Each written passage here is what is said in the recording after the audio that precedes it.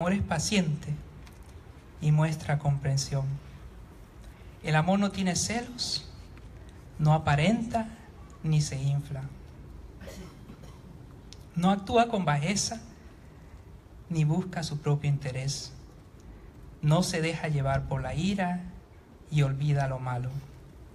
No se alegra de lo injusto, sino que se goza en la verdad. Perdura a pesar de todo, lo cree todo, lo espera todo y lo soporta todo. El amor nunca pasará. Palabra de Dios. Hasta ese entonces, yo solo conocía el amor de mi madre, un amor incondicional. Y después de que yo me fui a la Argentina, mi mamá le dio un ultimátum a mi papá y le dijo: vete para Estados Unidos, que allá tienes a tu hermano y esta es la última chance, si no, hasta aquí llegamos. Finalmente ella llegó a su límite de lo que podía aguantar. Entonces mi papá se vino primero aquí un año, estuvo trabajando muy duro, tratando de cambiar, y después se vino mi mamá con mis hermanos a comienzo del año 90. Yo para ese entonces ya estaba comenzando mi cuarto año de ingeniería en Argentina, ingeniería de sistemas. Y de pronto mi mamá me hace una invitación: vente para Estados Unidos. Y yo estaba un poco frustrado porque cuando yo estaba en la high school me habían dicho que yo tenía mucho talento como artista, como músico, como una persona creativa. ¿Y qué hacía yo en Argentina estudiando ingeniería? Ingeniería electrónica, para colmo, mucha matemática, mucha física. Yo estaba acobardado realmente, estaba frustrado. Yo veía que mi futuro no iba a ningún lado bueno. Entonces me vine aquí a los Estados Unidos a comienzo del año 90 como inmigrante, sabiendo un poquito de inglés, muy poco. Para colmo, lo poco de inglés que yo sabía era de un profesor británico. Me enseñó el inglés británico, que a veces ni se entiende acá. Y todavía recuerdo que yo estaba en Miami cuando llegué y me dieron una gana de ir al baño. Y yo no sabía cómo decir baño en inglés de aquí de Estados Unidos. Mi profesor me había enseñado a decir water closet, WC, que son como las letrinas. ¿Vieron que en los campos hay esos baños que están atrás, son como un cuartito pequeño y un pozo? Bueno, así era antes, ¿no? El water closet. Y yo estaba en el baño en Miami tratando de buscar que alguien me entienda. Y decía: where is the water closet? Where is the WC? Y todo el mundo me decía: Nadie entendía nada. Hasta que encontré un inmigrante de Europa. Me dijo: oh, water closet, bathroom, over there. Y entonces esa fue mi primera experiencia con el inglés aquí en Estados Unidos. Yo llegué y yo veía todas las casas igualitas y me perdía.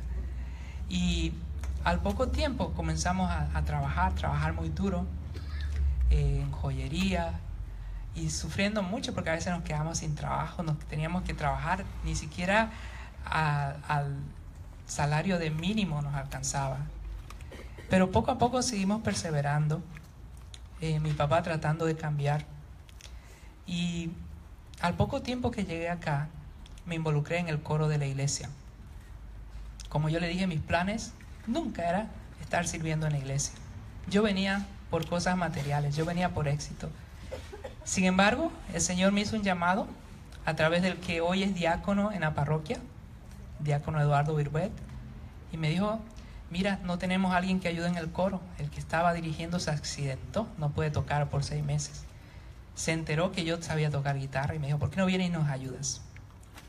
Y en ese momento, tocar guitarra para mí era mucho. Sabía 3 acordes y 2 ritmos nomás. Entonces así empecé. Y gracias a Dios, Él me hizo encontrar un amor por el servicio a través del ministerio de música. Al poco tiempo, el segundo año que estaba sirviendo, yo pedí que me dejen entrar al coro en inglés. Pues yo tenía una necesidad de aprender inglés para progresar. Y dije: no, si aquí estoy solamente con hispanos, escuchando radio en español, viendo televisión en español y todo el mundo en el trabajo hablando español, no, aquí nunca voy a aprender. Entonces traté de aislarme un poquito por un tiempo y me metí a la misa en inglés. Y a los 3 meses entró una joven también al ministerio de música. Una joven muy tímida, recuerdo. ella americana, obviamente estamos en el grupo en inglés. Yo recuerdo que la miré, me miró, nos miramos. Pero había un problema. Yo no sabía hablar mucho inglés y ella no sabía nada de español. Después de unos tiempos me enteré que ella se había aplazado 3 años seguidos español en la escuela. No había podido aprender nada de español. Y al poco tiempo terminó casándose con un muchacho boliviano, nacido en Argentina, criado en Bolivia. Después de 1 año y medio comenzamos nuestra familia y yo regresé a la universidad, me puse a estudiar teología, música, periodismo y comenzaron a llegar los niños. Y así fue como fuimos comenzando nuestro hogar. Y volviendo a la lectura, dice: el amor es paciente.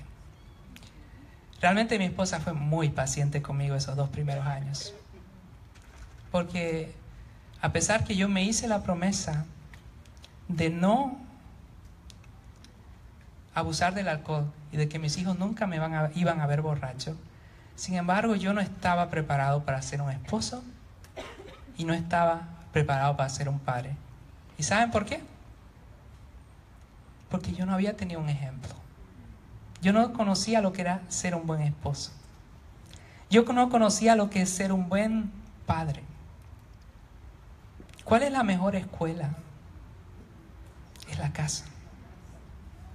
Los esposos, en la manera en que tratan a su esposa, les están enseñando a sus hijas lo que ellas van a tolerar más adelante. Las esposas también, en la manera que tratan a su esposo, les están enseñando a sus hijos, a sus varones, el modelo de cómo ser. Por eso es que dicen a veces que muchas veces los hijos terminan casándose con personas parecidas, ¿verdad?, que sus padres. Entonces yo llego al matrimonio, no estaba preparado. Y mi esposa, así como dice la lectura, el amor es paciente, todo lo soporta así. Me soportó mucho esos 2 primeros años. Pero después que nació nuestro primer bebé, ella estaba muy deprimida. Y a veces lloraba, se frustraba.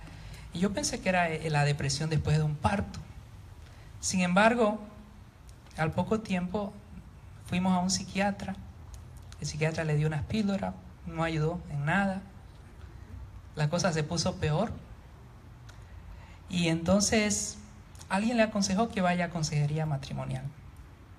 Y me dice: vamos, ¿nos puede ayudar? Y yo digo: yo no necesito ayuda. Yo me comparaba con mi generación anterior. Decía: yo no bebo, yo no salgo por ahí, estoy estudiando, estoy en la casa, tocando en la iglesia.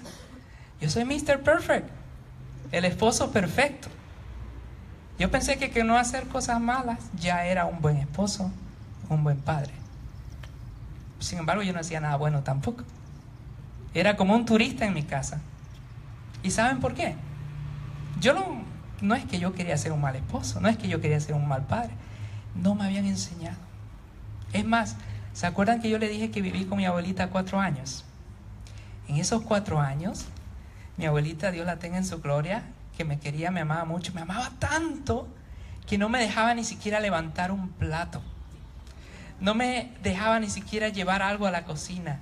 O sea que yo me crié inútil completamente, siendo servido y no aprendiendo a servir. Entonces muchas veces nosotros le hacemos daño a nuestros varones, ¿verdad? Perpetuando ciertos modelos. No, que los muchachos no entran a la cocina. Hello, estamos en Estados Unidos, aquí todos tienen que saber hacer de todo, ¿verdad?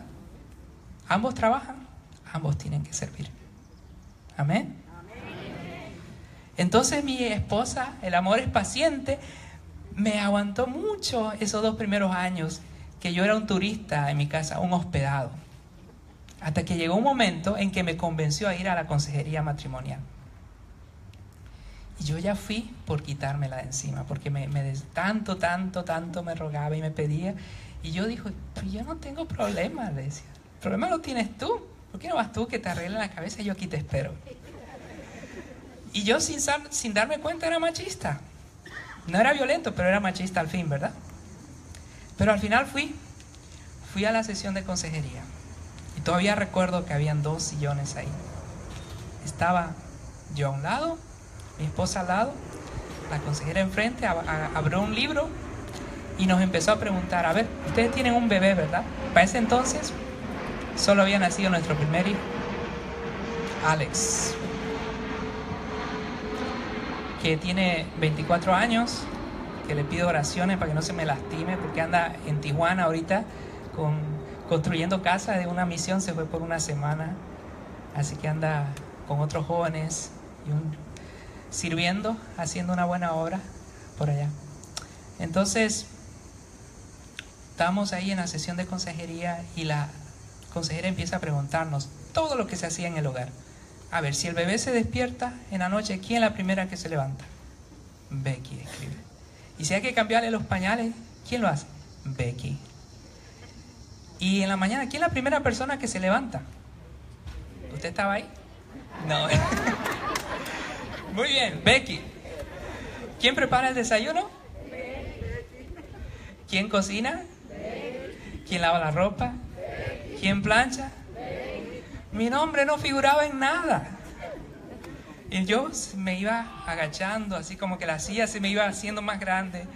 Y llegó un momento en que dije, bueno, aquí las cosas no están balanceadas. Yo mismo me di cuenta que mi esposa, la depresión que tenía no era depresión, simplemente que estaba frustrada.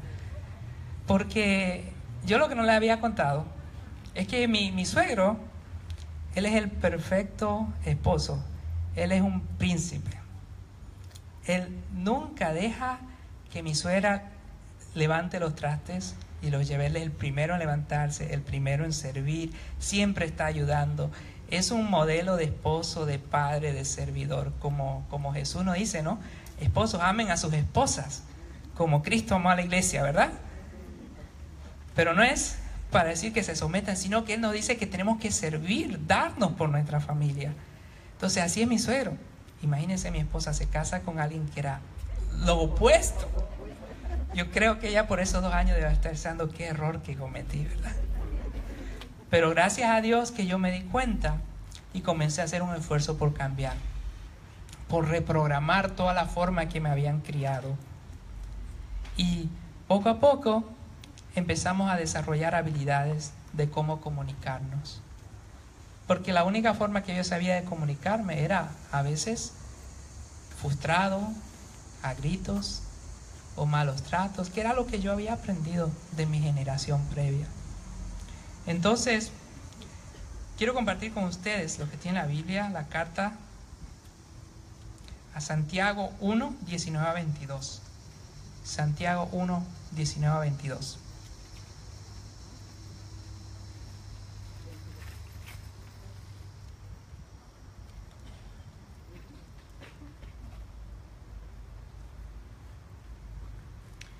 Y dice: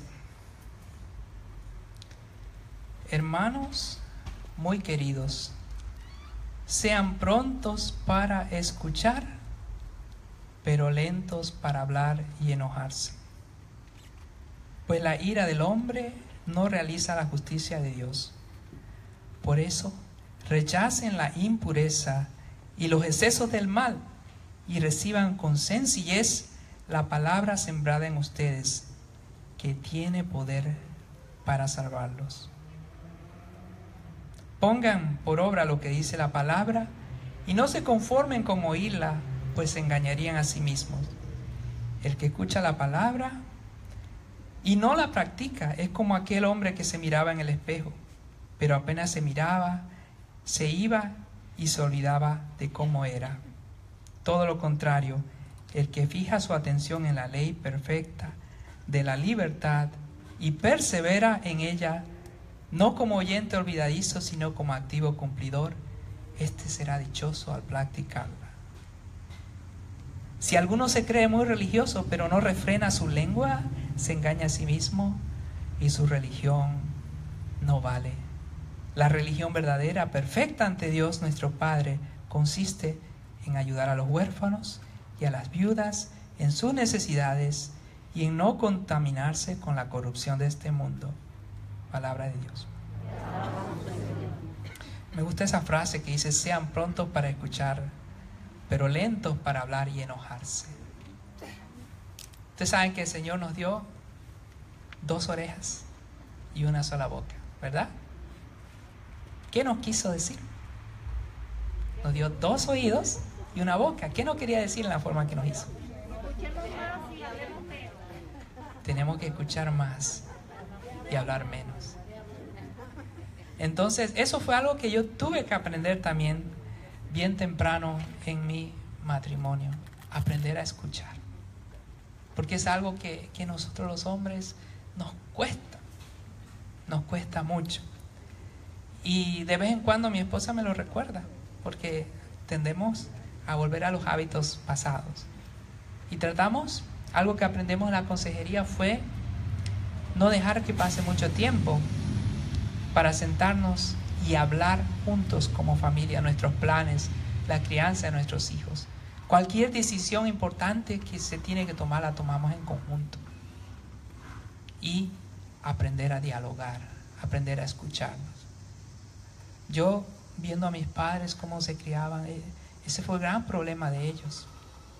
Ellos vivieron aquí, trabajaron. Mi padre regresó a la iglesia, se envolvió en el coro por algunos años, pero habían tantas heridas en el corazón de mi mamá que ella nunca pudo recuperarse. Yo creo que cuando se vino a Estados Unidos ya el amor se había muerto en su corazón. Por más que yo rezaba por ellos, ellos después de 37 años terminaron separándose. Y todo fue tal vez por muchos años de abuso, golpes, gritos. Y ellos nunca aprendieron a comunicarse. Si hubieran aprendido lo que esta palabra nos dice, aprender a escuchar, tal vez estuvieran juntos hoy en día. El problema es que siempre eran gritos. Cuando uno quería hablar con el otro, ya era como que se les metía el demonio y perdían el control. Nunca los vi dialogando calmadamente. Y eso fue algo que yo tuve que aprender. Aprender a comunicarme, aprender a hablar, aprender a hablar con mi esposa sin perder el control. Y gracias a Dios que hemos podido pasar por estos casi 25 años. Sobrevivimos esa crisis. Mi esposa fue muy paciente conmigo. Como dice la Escritura, el amor todo lo espera. Y hubo mucho amor. Tenemos pruebas, ¿verdad? 7 pruebas. 7 pruebas de que el Señor nos ha bendecido, y nos ha bendecido inmensamente. Amén. Amén. Entonces en este momento vamos a tomar si no me dejan, puedo seguir hablando toda la noche. Vamos a tomar un pequeño